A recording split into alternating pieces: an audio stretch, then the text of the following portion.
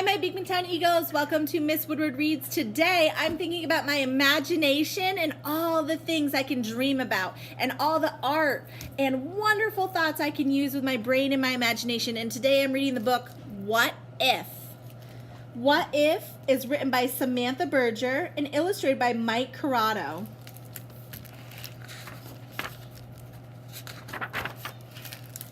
With a pencil and paper, I write and draw art to create many stories that come from my heart. I know a lot of my friends at Beekmantown Elementary, they love to draw and create art.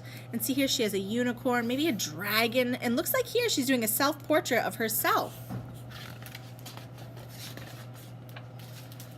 But what if that pencil one day disappeared? I'd fold up the paper till stories appeared.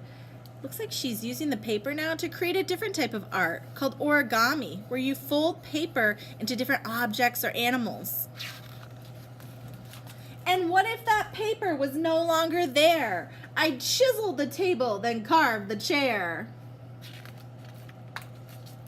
And what if there wasn't a chair here at all? I'd chip and I'd peel at the paint on the wall. Does that sound like something we should do? Probably not, but she's using her imagination here.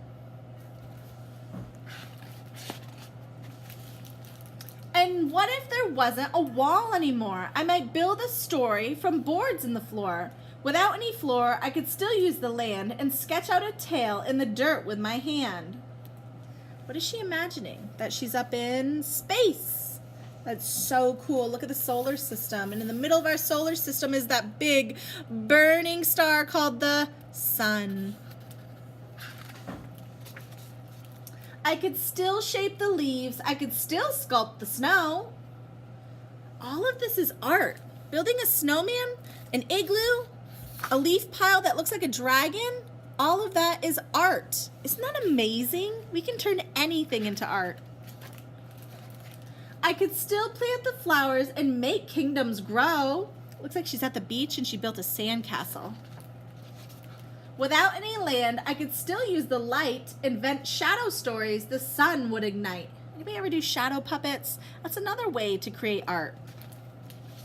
If there was no light, I could still use my voice to sing out my stories, to chant and rejoice. Singing and music, that is also art. I'd still have my body to twist and to bend, to dance out my stories beginning to end. Dancing is a way to express ourselves in art. I like this page because it has a special surprise. If I had nothing but still had my mind, what it does. Wow, look at this beautiful illustration. And it's so big. There'd always be stories to seek and to find. She's just using her mind and her imagination to create art. That was a cool page. I need to make sure that I fold it back just right. And if I know nothing but one bit of fate, as long as I live, I will always create. She sounds like she's an amazing artist. She knows that's her passion and she loves to create and be imaginative. As long as I live, I will always create. And the cool part about this last page is if you look in the windows of the apartment building, you can see people singing or painting or programming on a computer or knitting. Those are all ways to create art. The end.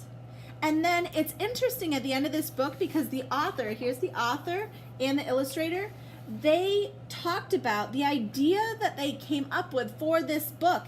And what happened to the author, Samantha Berger, she had a flood at her house and she lost everything except her dog and her journal. That's all she had. She lost everything else. And she said, that's all I had, but I could still create art. She said, I created art with my journal. I created art with my dog's food. I created art with pine cones at the park, even though I had nothing. I knew I was an artist and I could create art with anything. So I thought that was a really great idea to start writing a book about that. So think about that, my boys and girls. You can create art out of anything. We can see it in every day and in every way. Bye, my Beakman Town Eagles.